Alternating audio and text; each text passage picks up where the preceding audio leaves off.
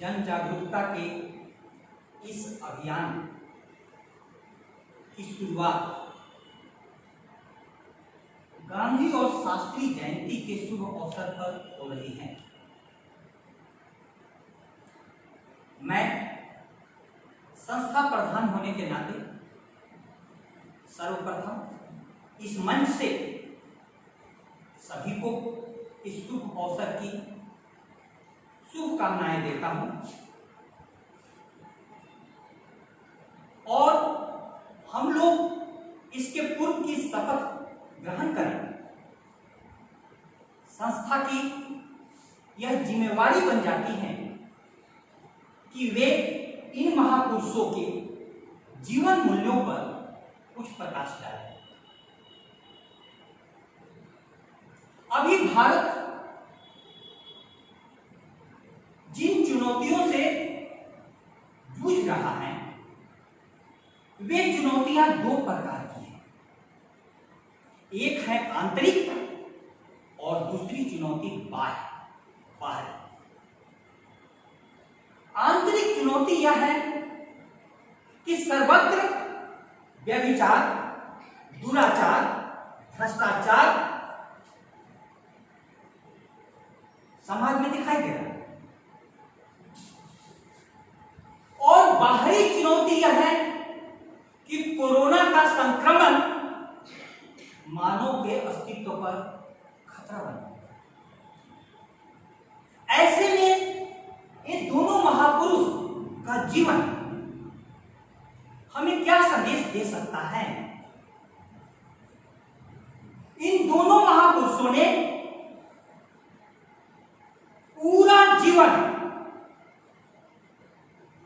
अपना समर्पित किया उन मूल्यों के लिए जिनको वो बोलते थे, अर्थात इनकी कथनी और करनी में कदाचित ही कभी भेद पाया गया हो।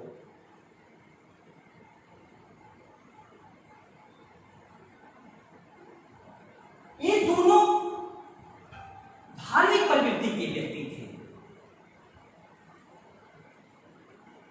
धार्मिक प्रवृत्ति का व्यक्ति जब राजनीतिक क्षेत्र में प्रवेश करता है तो वह अपनी जिन आस्थाओं, जिन मूल्यों को लेकर प्रवेश करता है, राजनीति उन मूल्यों को समादृत नहीं करती। कहने में तो उन मूल्यों की चर्चा करती है, व्यवहार में समादृत नहीं करती। ऐसे में यह सौभाग्य है कि जिस भारत में यह विचारधारा चलती थी, को उन्हें निर हमें क्या हानि, चेरी छोड़ न हो या रानी। अधिकतर लोग राजनीति से दूर रहते थे। कोई भी राजा बने हम पर क्या असर पड़ता है। मंथरा कहती है कि मैं दासी रहूंगी, दासी ही बनी रहूंगी। तो राजनीति से बहुत दूर तक धार्मिक प्रवृत्ति के लोग आज भी अलग रहते हैं। लेकिन यह देश का सौभाग्य है कि गांधी न सिर्फ राजनीति में कूदे बल्कि 50 वर्षों तक उन्होंने भारतीय राजनीति को पग पग पर प्रेरणा दी। इन दोनों महापुरुषों की एक खूबी थी कि सबसे पहले ये किसी भी बात का उत्तरदायित्व स्वयं को कर लेते थे। इसलिए गांधी हमेशा उपवास, अनशन में चले जाते थे, मौन में चले जाते थे।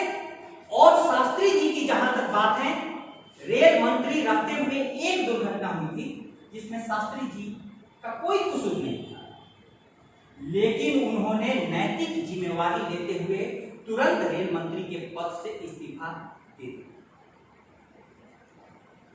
आज का जीवन इस नैतिक जिम्मेवारी से पूरी तरीके से बच रहा है।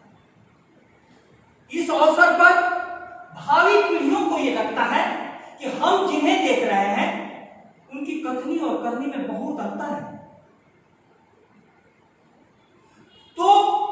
बातें कहने की हैं और एक बातें करने की हैं।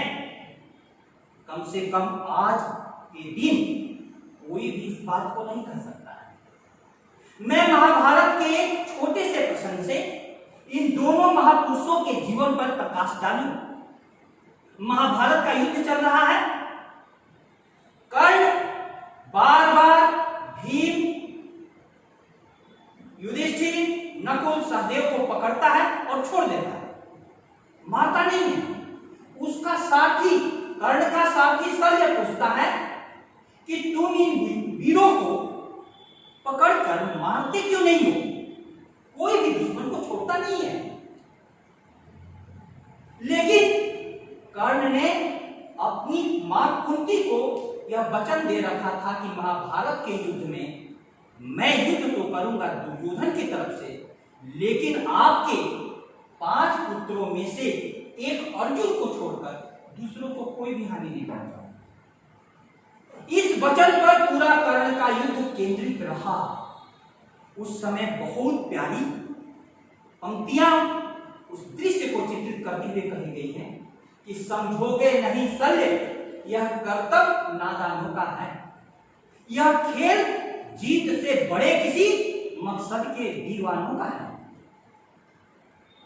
कुछ लोगों के लिए जीवन में जीत से भी बड़ा मकसद होता है।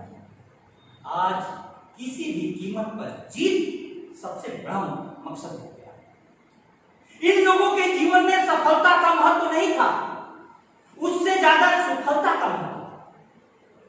समझेंगे इसको वही जो सुरा स्वप्न की पीते हैं, दुनिया में रहकर भी दुनिया से अलग खड़े जो जीते हैं। दुनिया में रहो लेकिन दुनिया से अलग भी जीना सीखो। इन दोनों महापुरुषों का संदेश। अब नो मास्क नो एंट्री अभियान जो जन जागरूकता का है, वो अभियान कैसे सफल होगा? गांधी जी हमेशा किसी भी बात को बोलने के पहले स्वयं अपने जीवन में उतारते। स्वच्छता अभियान की शुरुआत से पहले वे स्वयं शौचालयों की सफाई करते थे। अपनी पत्नी कस्तूरबा को उन्होंने अनिच्छा के बावजूद इस काम में लगाया। और जहां तक शास्त्री जी की बात है तो उनका एक दृष्टांत आता है कि उनके पुत्र अनिल शास्त्री जी ने, उनका साक्षात्कार चल रहा था, उन्होंने बोला कि मैंने पिताजी को कहा कि आपके सचिव का बेटा गाड़ी से जाता है, मैं प्रधानमंत्री का बेटा पैदल जाता हूं स्कूल। तो मेरे पिता ने कहा कि यह गाड़ी सरकारी प्रधानमंत्री के लिए है, प्रधानमंत्री के बेटे के लिए नहीं। यह है जीवन मूल्य।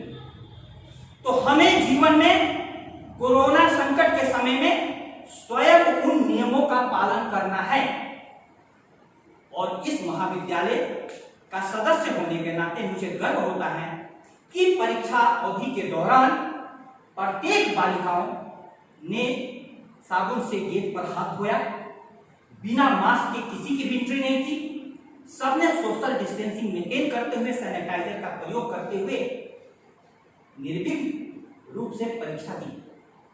अब यह बात हमें जनता के बीच में ले जानी है और एनएसएस की स्वयं सेविकाओं के माध्यम से तो सबसे पहले विद्यार्थियों को यह संदेश पहुंचना चाहिए कि वे सिर्फ कॉलेज में जिन नियमों का पालन किए, सिर्फ कॉलेज के लिए नहीं थे, उनको घर पर भी करें और दूसरों को भी प्रेरित करें, अपने परिवेश को करें। और वे जगह जगह जाकर सरकार के इस संदेश को पहुंचाएं कि बिना इसके हम सभी कोरोना संकट से निजात नहीं पा सकेंगे। नई वैज्ञानिक शोध कहती है कि जब तक वैक्सीन नहीं बन जाता, मास्क ही वैक्सीन है। आपके चेहरे पर मास्क है, नाक और मुंह ढका हुआ है, और मेरे चेहरे पर मास्क है तो संक्रमण का खतरा 0 हो जाता है। इस समय हमने तो मास्क इसलिए उतार दिया कि मेरी आवाज पहुंच सके। यह विशेष परिस्थिति है, लेकिन सार्वजनिक स्थानों पर इस बात की पालना सुनिश्चित करनी है। आप सभी को शुभकामना देते हुए अब मैं शपथ के लिए सबको खड़े होने को निवेदन करता हूं कि हम सभी यह शपथ लें। नो मास्क, नो एंट्री जन जागरूकता अभियान के तहत मैं शपथ लेता हूं कि बिना मास्क के कहीं भी सार्वजनिक स्थान पर मैं नहीं जाऊंगा। साबुन से हाथ धोने की आदत को विकसित करूंगा। हम सभी आपस में एक दूसरे से 2 गज की दूरी सदैव बनाए रखेंगे और सैनिटाइजर का प्रयोग इसके अतिरिक्त सरकार द्वारा और चिकित्सा विभाग द्वारा जो भी नियम बताए जाते हैं उनका पालन अपने जीवन में और समाज के जीवन में सुनिश्चित करने का ईमानदार प्रयास करूंगा। धन्यवाद।